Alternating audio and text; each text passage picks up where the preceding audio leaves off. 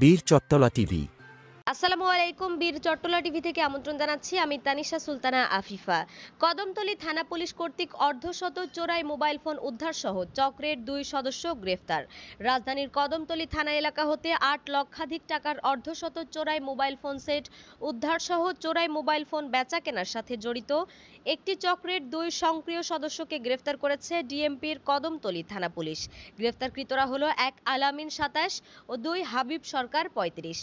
মঙ্গলবার 28শে মে 2025 খ্রিস্টাব্দ রাত 12:30 ঘটিকায় কদমতলী থানাধীন ঢাকা ম্যাস শিল্পনগরী জামে মসজিদের পাশে দ্য গ্যাজেট অ্যাম্পরিয়াম টেলিকম নামক দোকানে অভিযান পরিচালনা করে তাদের গ্রেফতার করা হয়।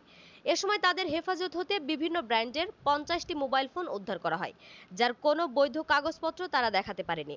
কদমতলী থানা সূত্রে জানা যায়, মঙ্গলবার রাতে গোপন সংবাদের ভিত্তিতে তথ্য পাওয়া যায় কদমতলী থানাধীন ঢাকা ম্যাস শিল্পনগরী জামে মসজিদের পাশে দ্য গ্যাজেট অ্যাম্পোরিয়াম টেলিকম নামীয় দোকানে কিছু ব্যক্তি চোরাই মোবাইল ফোন সেট ক্রয় বিক্রয়ের উদ্দেশ্যে অবস্থান করেছে।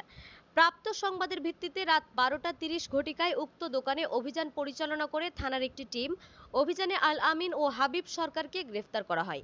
এ সময় তাদের হেফাজত থেকে বিভিন্ন ব্র্যান্ডের 50টি চোরাই মোবাইল ফোন উদ্ধার করা হয়। গ্রেফতারকৃতরা এসব ফোন সম্পর্কে কোনো সন্তোষজনক উত্তর দিতে পারেনি বা ফোনের সপক্ষে বৈধ কোনো কাগজপত্র দেখাতে পারেনি। উদ্ধারকৃত এসব ফোনের আনুমানিক মূল্য 8,50,000 টাকা। এ ঘটনায় গ্রেফতারকৃত 2 জন সহ পলাতক একজনের বিরুদ্ধে ডিএমপির কদমতলী থানায় একটি নিয়মিত মামলা রুজু করা হয়েছে। প্রাথমিক জিজ্ঞাসাবাদে প্রাপ্ত তথ্য সংক্রান্তে থানা সূত্রে আরও জানায়, গ্রেফতারকৃতরা পলাতক এক ব্যক্তির নিকট হতে এসব চোরাই মোবাইল ফোন ক্রয় করে বিক্রয় করে থাকে। গ্রেফতারকৃতদের বিরুদ্ধে আইনানুগ ব্যবস্থা গ্রহণ প্রক্রিয়াধীন। পলাতক আসামিকে গ্রেফতার থানায় পুলিশের অভিযান অব্যাহত রয়েছে। চোরাই মোবাইল ফোন ক্রয় বিক্রয় একটি গুরুতর ফৌজদারি অপরাধ।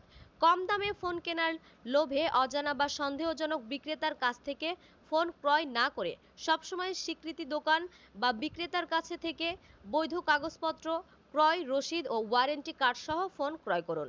চোরাই মোবাইল ফোনের ক্রয় বিক্রয় বন্ধ করতে জনগণের সচেতনতা ও সহযোগিতা অত্যন্ত জরুরি। যে কোনো অপরাধ সম্পর্কে পুলিশকে তথ্য দিয়ে সহযোগিতার আহ্বান করেছে ঢাকা মেট্রোপলিটন পুলিশ। আমাদের আরও আপডেট নিউজ পেতে চোখ রাখুন বীর চট্টলা টিভিতে। ফেসবুকে ফলো, ইউটিউবে সাবস্ক্রাইব করুন। বীর চট্টলা টিভি।